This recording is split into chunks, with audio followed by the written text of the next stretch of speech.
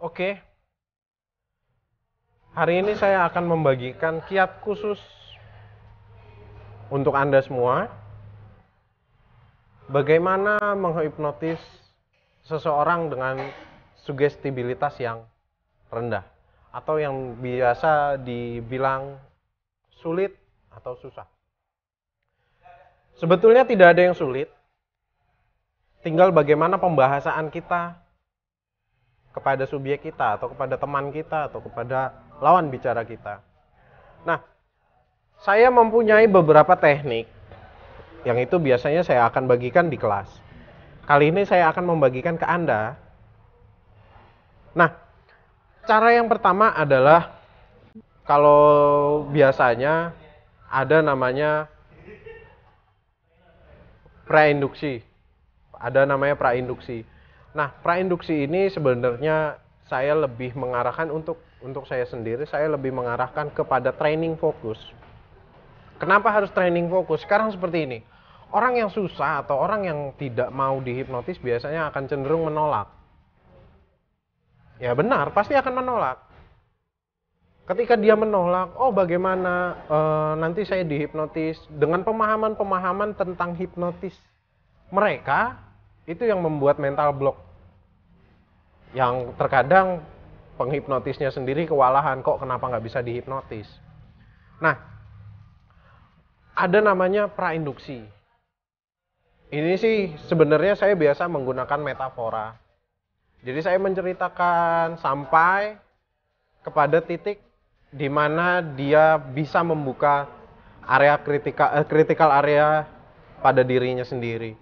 Jadi saya menceritakan atau terkadang kita kalau menceritakan tentang sesuatu, contohnya Abu Nawas atau apa, dan saya ketika banyak orang yang menolak untuk dihipnotis, mereka tidak percaya karena mereka takut.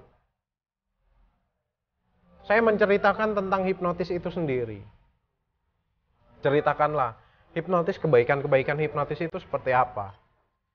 Jadi pemahaman-pemahaman yang seperti yang di TV, seperti yang dibongkar aibnya, dibongkar pengalaman-pengalamannya atau segala sesuatunya seperti itu, biasanya kalau siaran TV itu cenderung penilaian masyarakat Indonesia adalah hipnotis itu adalah ilmu hitam, terus suka membongkar aib atau gimana. Sebenarnya tidak seperti itu. Tidak seperti itu. Nah, ketika kita preinduksi sudah baik, kita membangun komunikasi, building trust terhadap subjek kita, lawan bicara kita. Ketika dia sudah percaya terhadap kita, lakukanlah induksi-induksi yang memang tidak terlalu mencolok. Contoh, ketika kita lain hal cerita, ketika kita menginduksi dengan rapid induction atau shock induction. Nah, ketika seperti itu akan berbeda caranya. Biasanya untuk menginduksi subjek yang dengan kualitas sugestivitas yang rendah, biasanya dengan bahasa-bahasa yang memang refleksi.